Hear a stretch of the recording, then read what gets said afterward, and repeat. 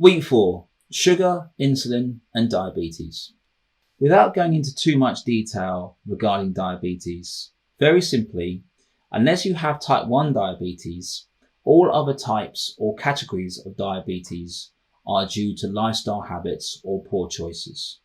That being said, this does not mean that you can't reverse the early stages of diabetes, which is being pre-diabetic, or better change your lifestyle habits to improve the disease. Simply put, insulin is a hormone that is responsible for storing nutrients into the muscle cells that gives the muscles energy. However, once we overeat, the muscle can't store any more energy in the muscle cell, so the body does the smart thing. It stores the energy as fat, which is known as ectopic fat, and this in time adds more to the total body weight. Insulin, which is created in the pancreas, is a hormone used to control the amount of sugars, which is glycogen, fats, which are omegas, and proteins, which are amino acids, in the bloodstream.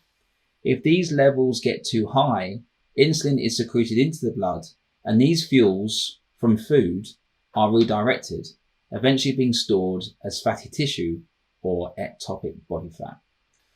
So guys, when you become insulin resistant, let's say that someone is overweight and they have possibly been diagnosed with being pre-diabetic.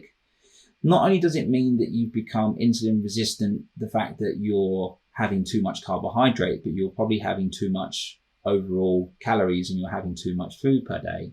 This can actually become quite detrimental in lots of different ways. And the reason being is that your cells, which will take in nutrients from the food that you intake, will not only stop taking on glycogen, which is a form of carbohydrate or the simple form of carbohydrate, but it will also stop taking on amino acids and also fatty acids, which are the proteins and fats that you get in your diet as well.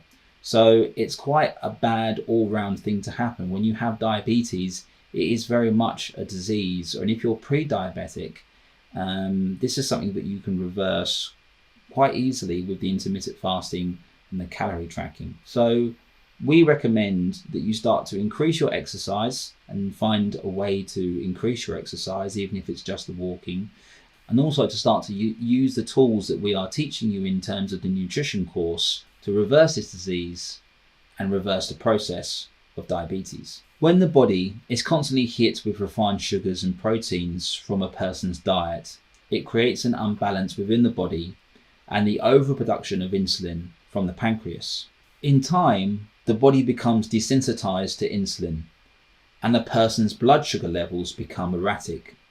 This lack of sensitivity to insulin allows diabetes type 2 or type 2A to develop. However, what is interesting is that blood sugar levels and insulin imbalances within the body start long before the issue of diabetes begins. When we intake a high level of sugar from sugary foods, drinks, or both, our body responds with a high level of insulin to bring the level back down to normal. Therefore, we have a sugar high, and in response, the body gives an insulin spike to bring these levels back down to regularity. This upward and downward pendulum-like pattern gives us a craving for more sugar, or another sugar high to negate the insulin low. This pattern or bad habit can begin at the start of the day and continue throughout, waning on our ability to create insulin.